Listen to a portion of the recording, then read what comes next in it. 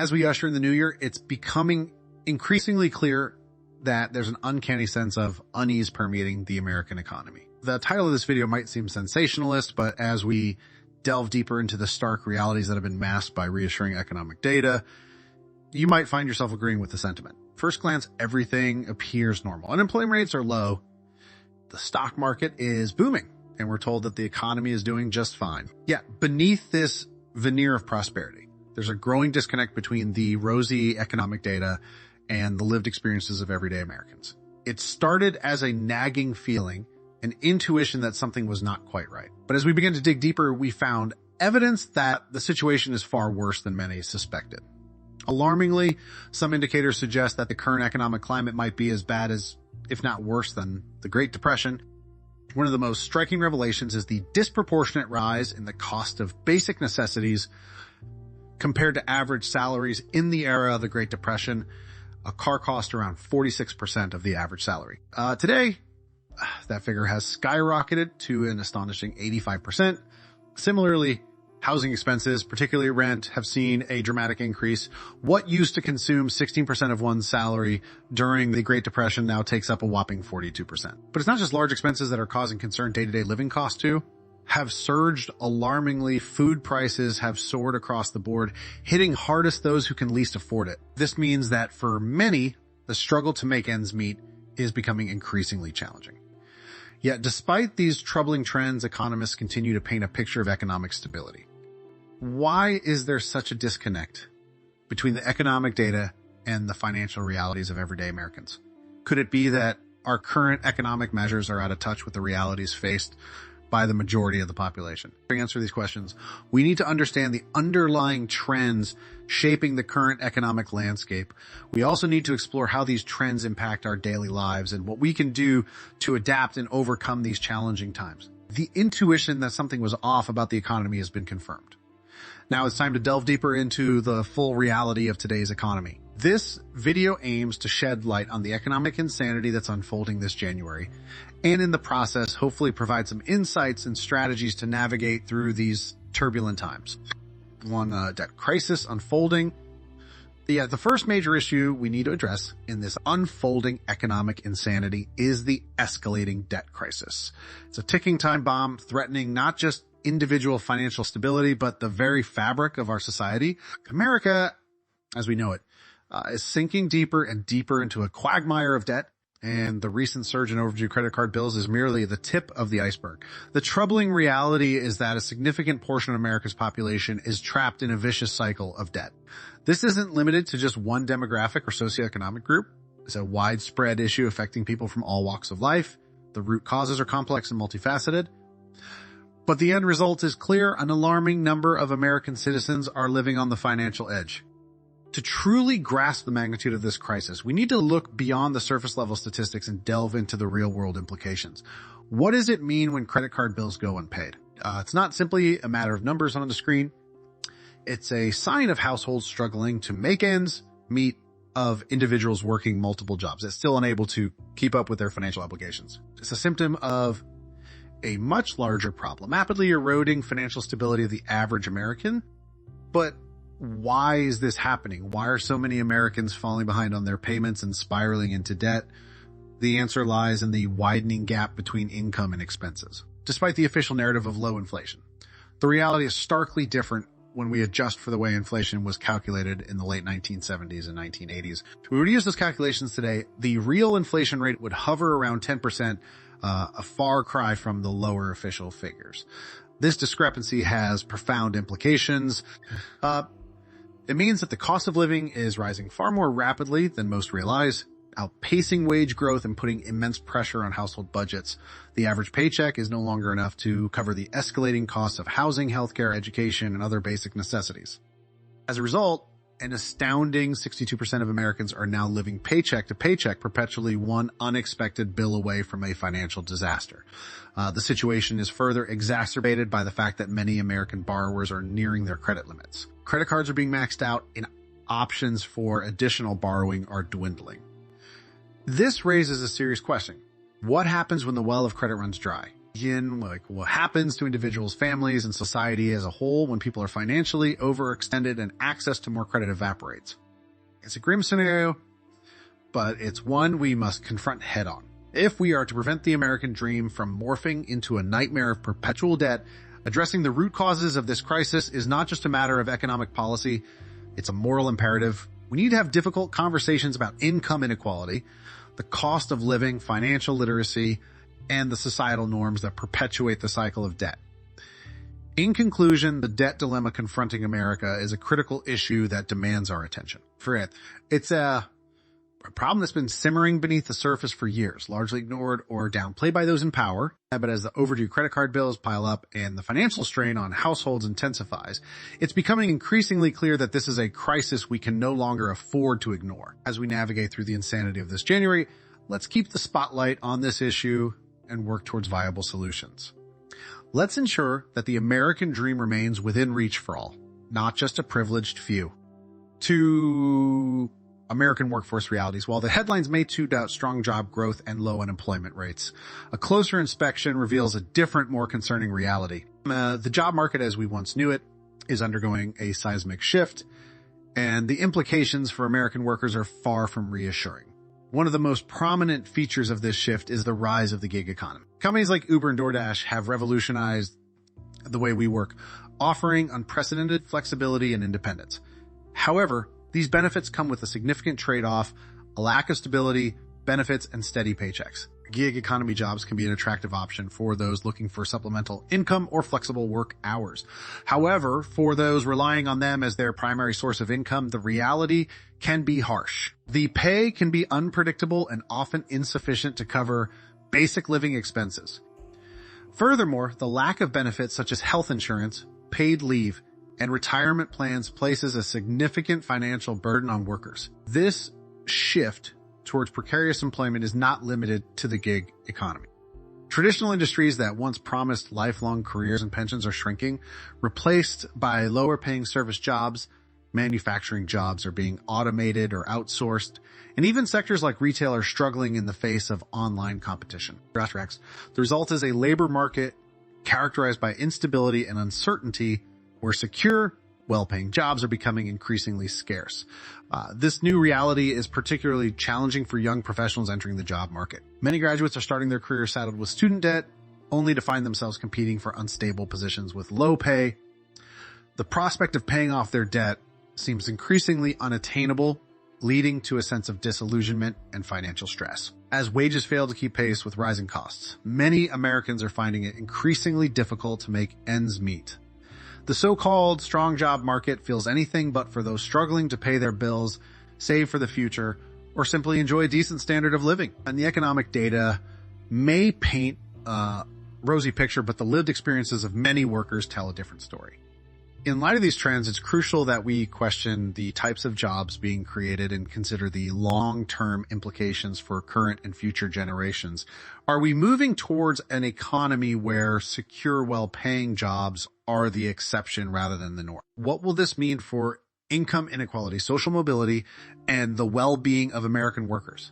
These are difficult questions, but they are ones we must confront if we are to navigate the economic insanity of this January and beyond. As we delve deeper into the realities of the modern job market, we need to challenge the narrative of job growth and low unemployment. We need to advocate for policies that promote not just job creation, but the creation of good, stable jobs that offer fair pay, benefits, and opportunities for advancement.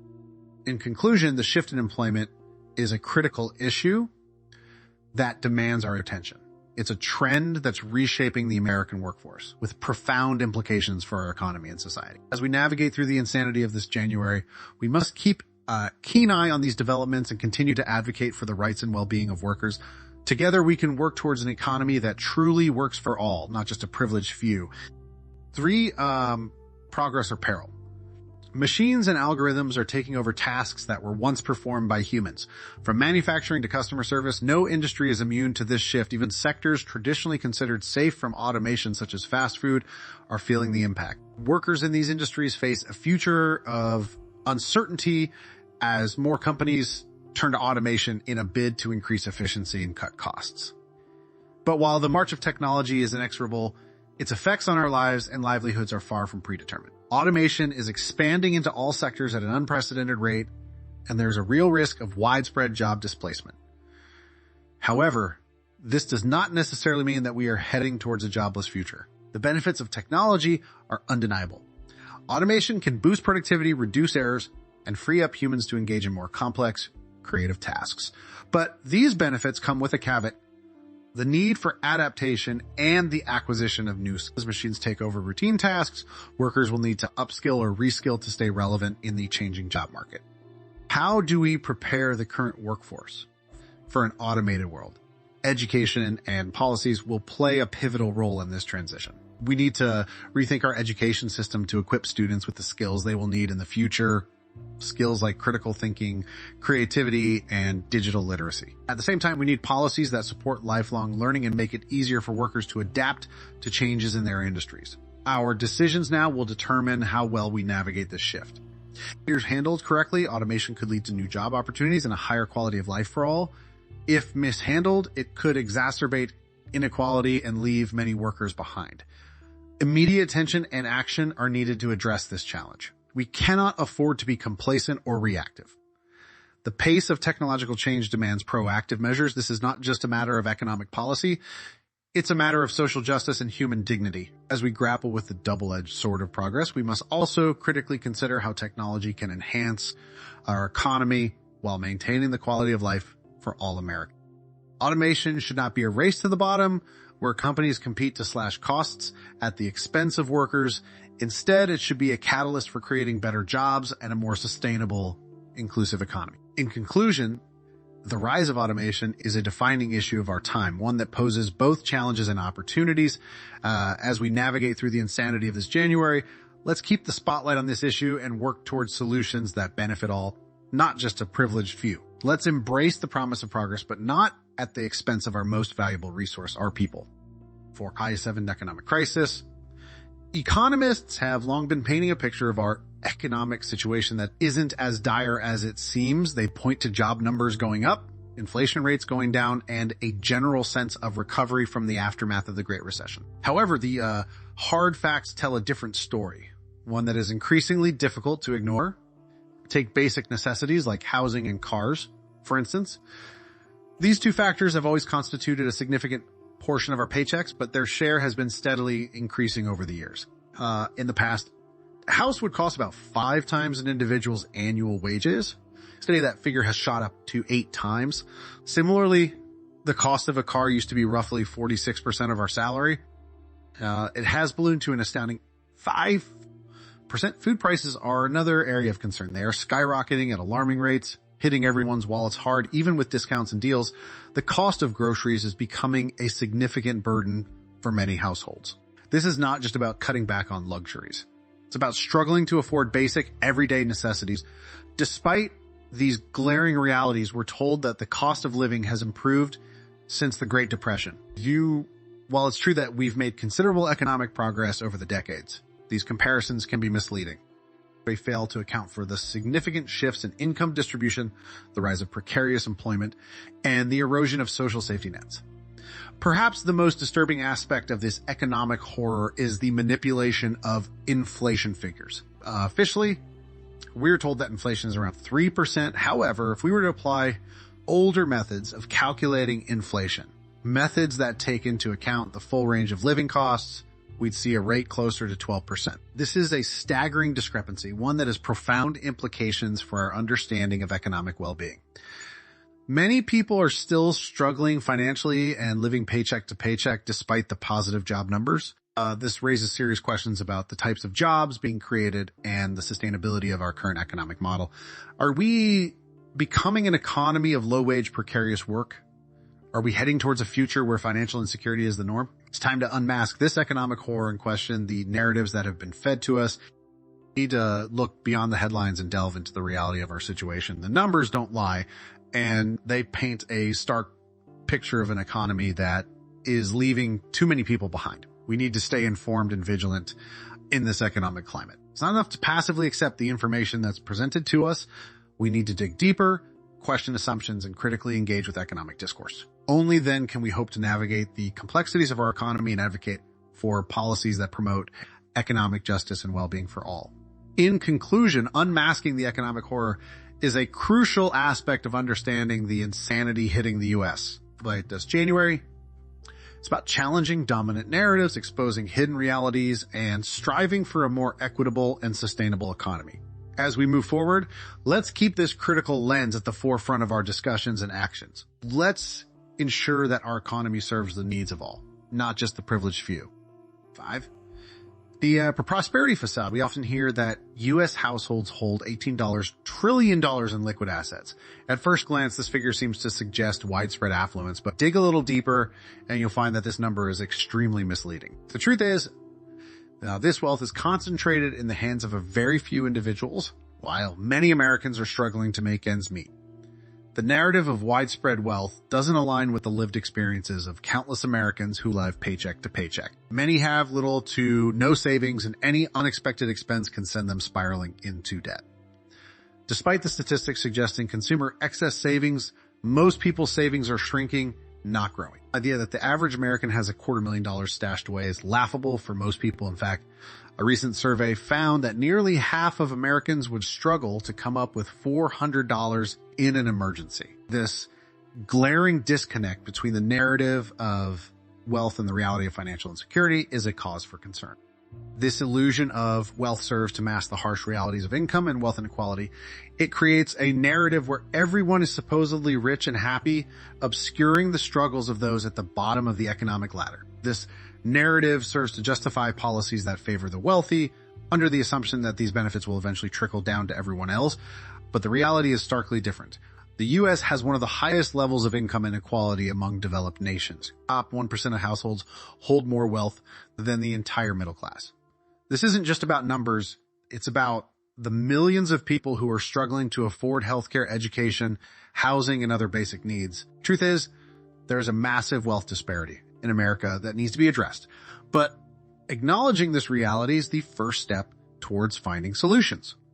We need to challenge the illusion of wealth and bring attention to the economic struggles faced by many Americans. Addressing wealth inequality will require bold, comprehensive policies. This could include measures such as progressive taxation, increased minimum wages, and strengthened social safety nets. It also involves addressing systemic issues like racial and gender wealth gaps, which further exacerbate inequality. In conclusion, the illusion of wealth is a significant aspect of the economic insanity hitting the U.S. this January. It's a narrative that distorts our understanding of economic well-being and masks the realities of wealth inequality. As we navigate through these turbulent times, let's strive to see beyond this illusion and work towards an economy that benefits everyone, not just the privileged few.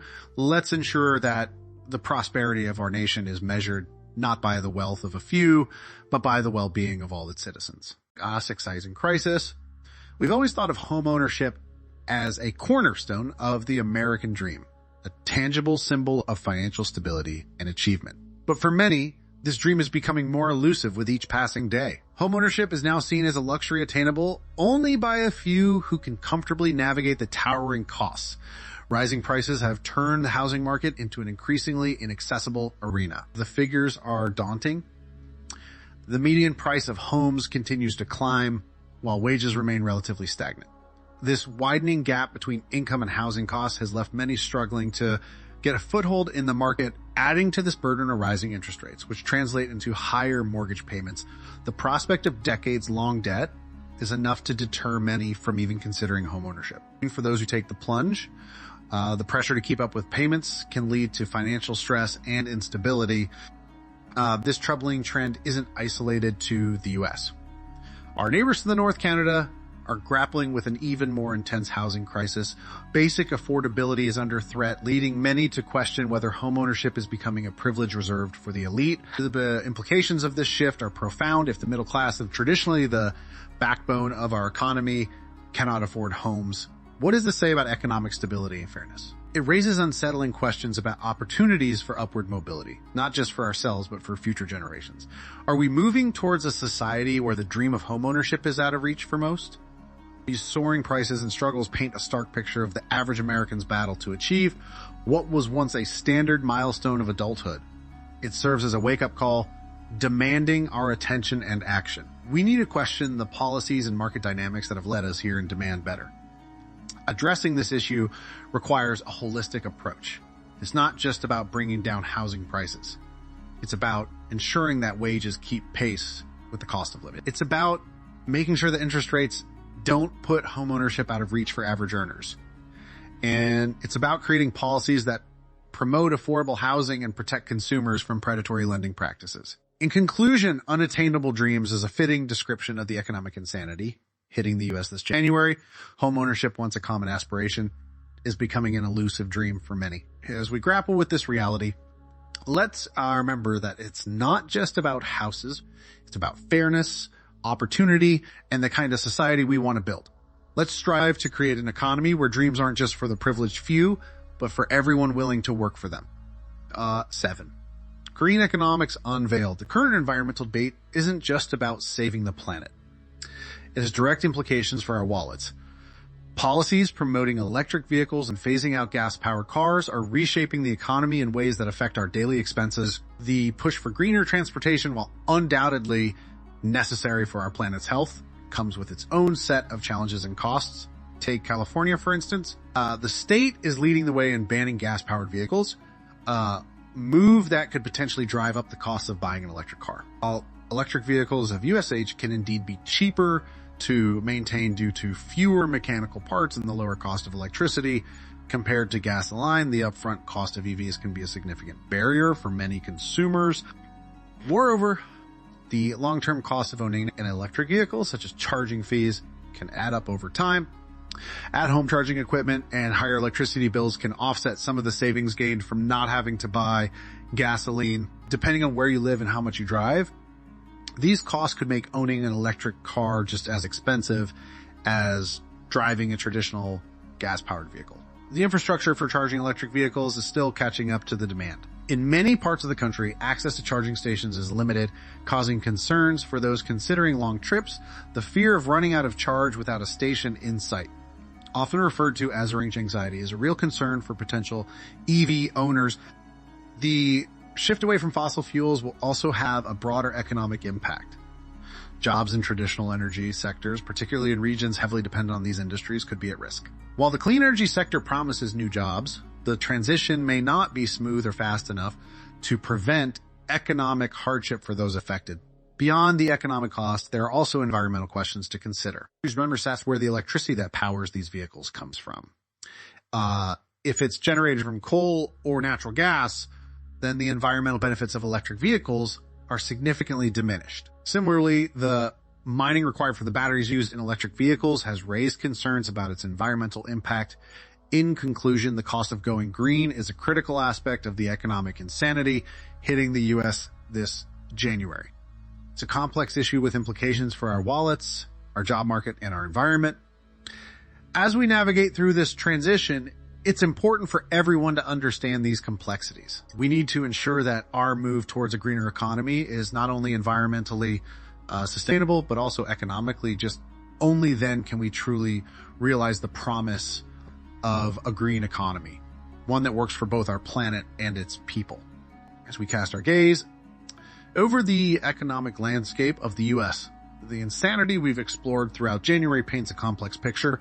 The American dream, once a beacon of hope, now seems like a distant fantasy for many. An unaffordable housing market, an evolving job market, and environmental policies with significant economic implications all contribute to a shifting reality that feels increasingly out of reach for many citizens. The world of work is undergoing a seismic shift due to technology and automation. These changes could potentially affect millions of jobs across various sectors. While technological progress promises a future of increased efficiency and new opportunities, it also brings with it the threat of job displacement. As machines become capable of performing tasks once reserved for humans, we must grapple with the question of what this means for the future of work and economic stability. Environmental policies, too, have direct economic implications.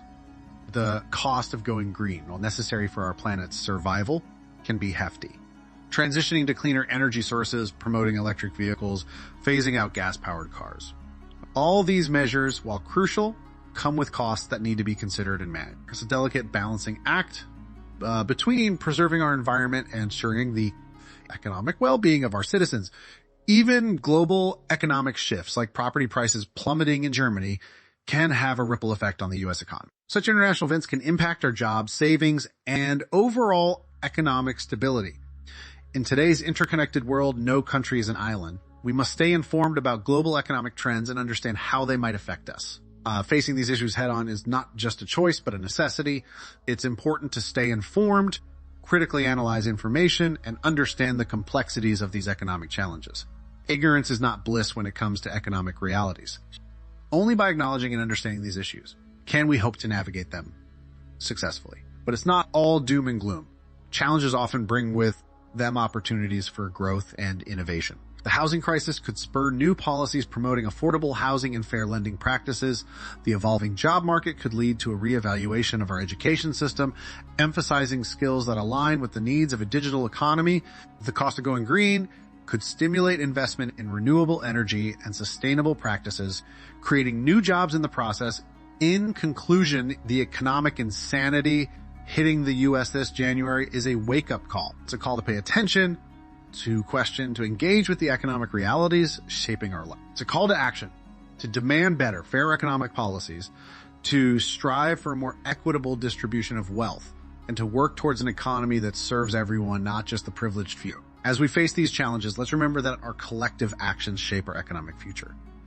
Let's work together to create an economy that reflects our values and aspirations, where the American dream is within reach for all.